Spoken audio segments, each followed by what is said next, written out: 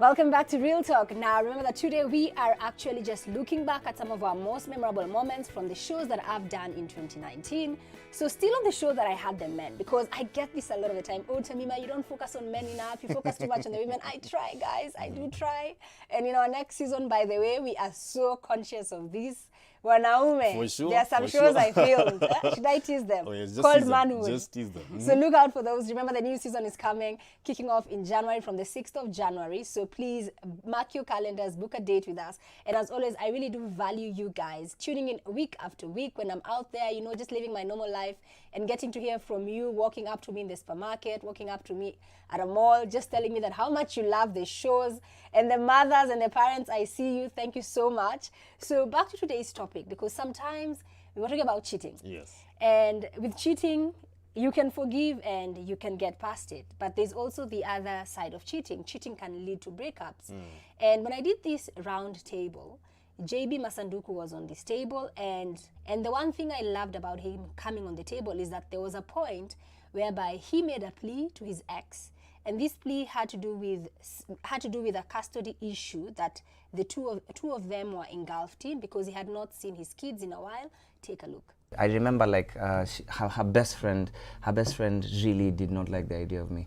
Not because we had something personal, it's because they've been best friends for the longest. They used to go on the dunda, and then now this one is married. She's still single. I hope you're well and you're doing fine.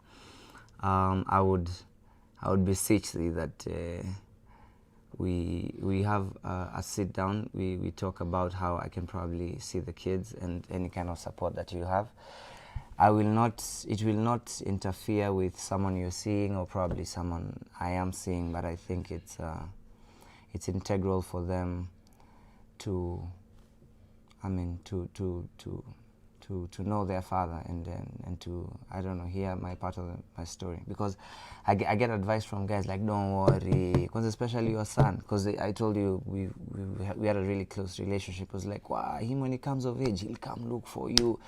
I don't want it to get there. Yeah, because I why really wait don't want to till get he's there. 18 when right now, how old is he now? He's 5 now. He's 5, when right now he could grow up knowing that my dad is an amazing person and my dad and is he's always doing be his there own for thing, me. and Exactly. you know, yeah. The one thing about this table, and I want us to rub it, because this is a place of transformation, and I want to firmly believe that him coming on this table was really the beginning of a turning point in his relationship with his ex, because I had the opportunity to talk to both of them behind the scenes and really encourage them that after that interview, please don't do any more interviews. Take the time behind the scenes, heal with each other, because ultimately it's about you guys and your kids. So I'm happy to say that at least he was able to get to a place whereby he could open up the conversation. So probably now, if there's any man who's watching, because we know sometimes it's complicated. So sometimes it's either the other party is unwilling to make the necessary effort to be in the children's life, or you have either the woman is just keeping the children away. So how do you navigate that? There are deadbeat fathers, but then there are also the fathers who really want to be there. Yeah. And we just have to agree that sometimes relationships and marriages end, but parenthood doesn't. You remain a father, you remain a mother. And I just want to tell people who are actually breaking up or separating or divorcing, please be mindful of the children. Don't use children as ammunition. Don't use children to fight each other or to prove a point. And give each other that room, that space to be parent. It's over between the both of you, but it should not be over between the children. And I believe we can be civil and mature about this kind of, especially when children are involved. Children are very innocent. Absolutely. They're very innocent. So if somebody wants to be part of the child's life, be it the mother or the father, because sometimes even some men, once the divorce happens, they fight the mother with the children. I'll tell you 1 hour total for the children have to stay here. No, don't do that as a man. Remember, those children need the mother. And even if you're a mother, remember those children need the father. A good parent will not keep the other parent from the child. Let's love each other. Absolutely. And Joanne, on that, because you broke up with your husband or your boyfriend, but the child did not break up with their mother or their father. So what would you say to parents, and especially young parents? Because we have so many cases of women being single parents or dads being single dads. And sometimes we lack the necessary skills. And I like to say this, that we go to school to learn everything: how to drive a car, how to cook, you know, how to sit in those big offices with the fancy jobs. But nobody ever really takes the time to teach you about the most important things in life. Now, I'll look at it from this point of healing. When two people break up or when a marriage fails, do these two people heal?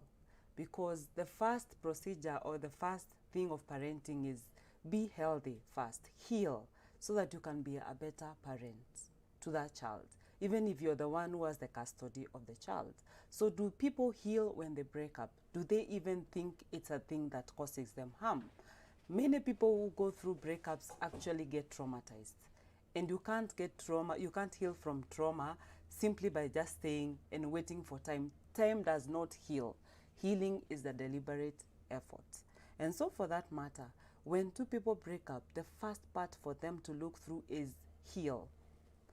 Two individuals who are hurting each other cannot co-parent. It's toxic.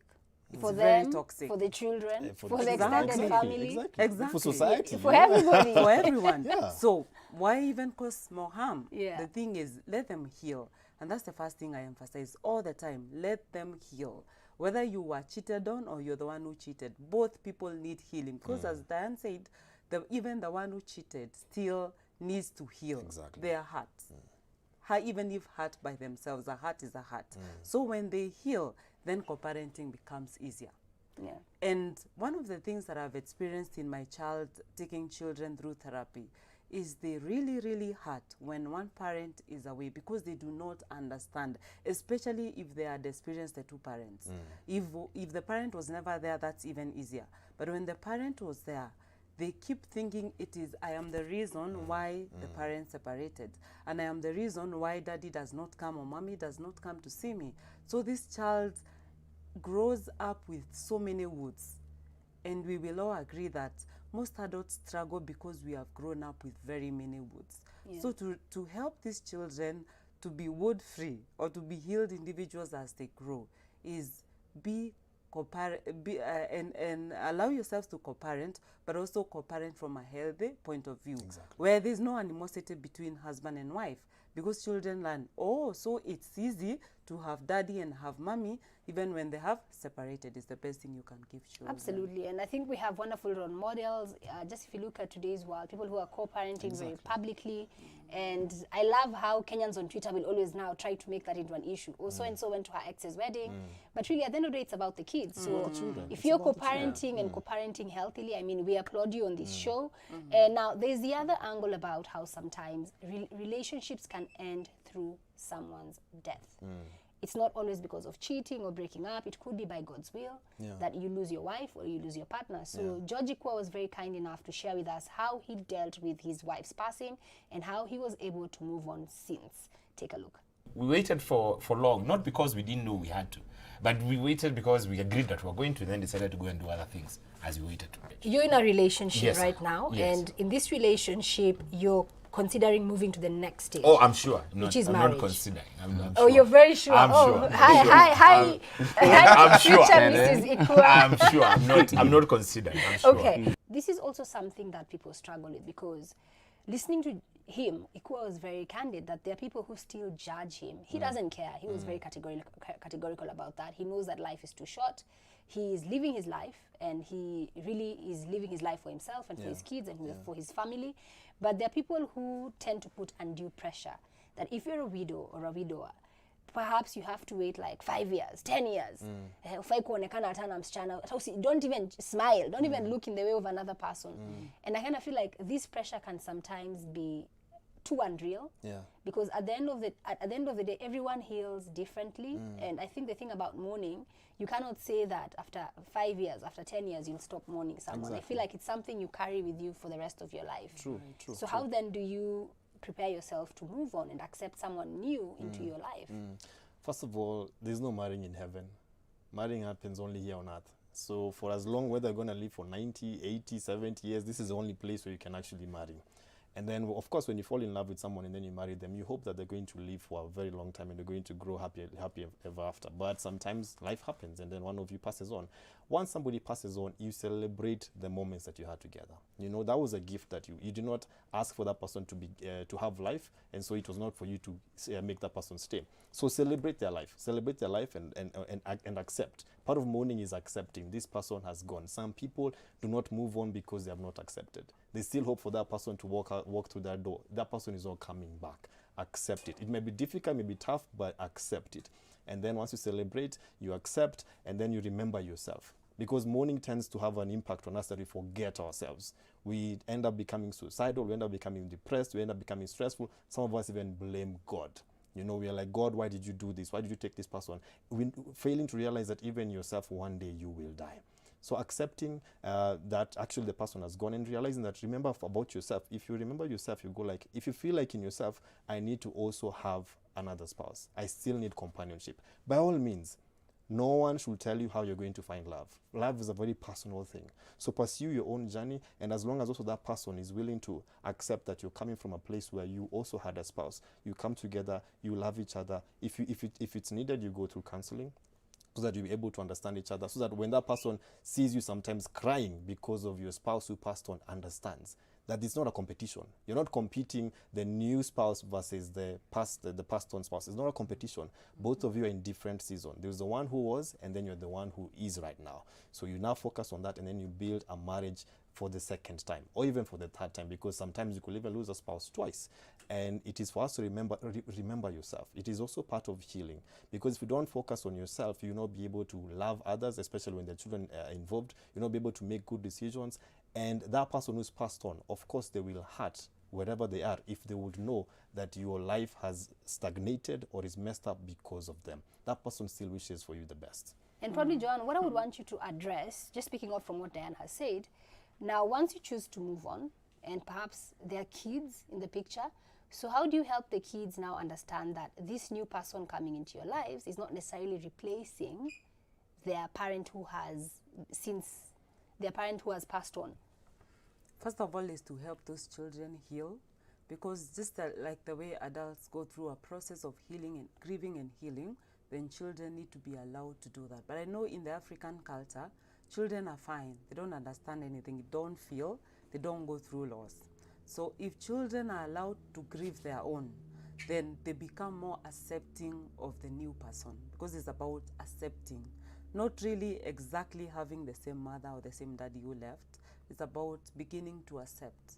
Just like the way adults accept, when children are allowed to grieve, then they become accepting of the new environment. So, but a talk needs to be done so that they are explained by the adults in their life that this person is not coming to replace. In fact, society needs to understand, even the incoming parent needs to understand that they are not coming to be the mommy or daddy who left. They are only coming to be that other parent. When that is clear, so that if this child will never call you mom or dad, then that is supposed to be okay, so long as there is harmony. So the incoming parent needs to be very well aware that they are not coming to replace. They are not going to be the mommy. And because children grieve longer, they are likely to tell you, you're not mommy, you're not daddy. That is still acceptable. Or act out. They wouldn't tell it to you, but their behavior Yeah. will make you Yes. realize that this child does not want me here. Exactly. Yes. Yeah. And this is not only in death. Even when the other spouse Exactly. is Yeah. alive, it still happens. It's for you to know that you're the one who comes to be the other parent, not their biological parent.